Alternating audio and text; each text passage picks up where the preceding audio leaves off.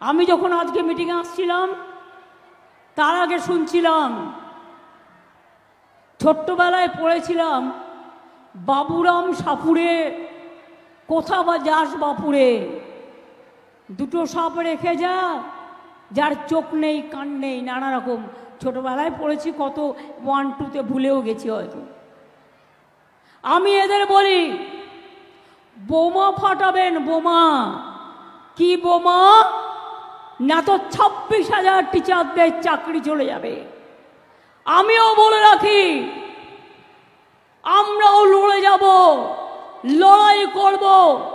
যাদের কথা বলা হয়েছে চাকরি বাতিল করা হলো, চিন্তা করবেন না, হতাশ হবেন না, কেউ জীবনের ঝুঁকি নেবেন না।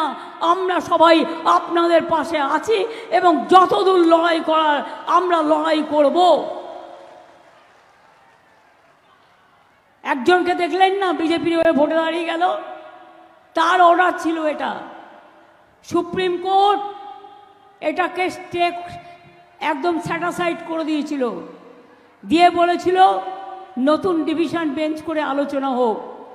আরে কাকে নিয়ে করবেন নতুন ডিভিশন বেঞ্চ? বিচারের বাণী নীরবে নিভৃতে কাঁদে, কতদিন আগে রবীন্দ্রনাথ ঠাকুর লিখেছিলেন। সবাই, আমি বিচারক নিয়ে বলছি না, রায় নিয়ে আমি বলতে পারি, এটা আমার অধিকার আছে। টোটাল রায়টাকে আমরা চ্যালেঞ্জ করছি। তার কারণ 26,000 ছেলে মেয়ে মানে প্রায় 1.5 লক্ষ 2 লক্ষ পরিবার।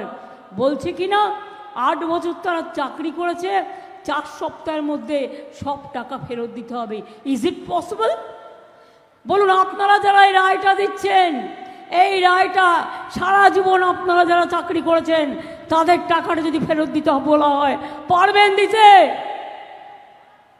সবটাই তো সরকারি টাকায় চলেন, সরকারি গাড়িতে চলেন, সরকারি সিকিউরিটিতে চলেন। মানুষ আপনাদের সম্মান করে, আমরাও আপনাদের সম্মান করি। মনে রাখবেন, সারা ভারতবর্ষে বেকারের সংখ্যা হু করে বাড়ছে, আর আমরা যাদের চাকরি দিচ্ছি আপনারা আপনাদের আইনের খোঁচায়, এই অর্ডারটা বেআইনি অর্ডার। সেই জন্যেই চ্যালেঞ্জ করে বলছি, অর্ডারটাকে আমি জাজকে বলছি না, অর্ডারটাকে বলছি বেআইনি অর্ডার। আমরা এটা নিয়ে উচ্চ আদালতে যাচ্ছি। চিন্তা করবেন না শিক্ষক শিক্ষিকারা এবং ছাত্রছাত্রীরা,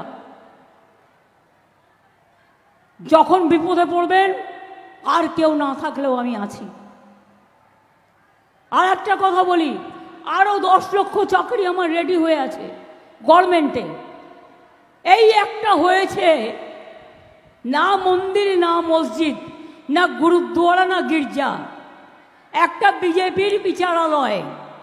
বিজেপি যেটাকে বসে বিচার করে, রাজনৈতিক বিচার, এবং সেখানে বসে বসে অন্য লোকে পিল করলে দেবে তাকে কিল, আর বিজেপি পিল করলে ব্যাস, বিজেপি পিল করলে বেল, অন্য কেউ পিল করলে জেল। এই তো হয়ে গেছে এখানকার এই অবস্থা। আজ নয়, দীর্ঘদিন ধরে চলছে। এটা বিচারপতিদের দোষ নয়, এটা কেন্দ্রীয় সরকারের দোষ। তারা বিজেপির লোক দেখে দেখে এখানে বসিয়েছেন, যাতে তারা বিজেপি পার্টি অফিস থেকে যা বলে দেয় সেই ড্রাফটটা তারা করে দেয়। কি করবেন? আমায় সাজা দেবেন?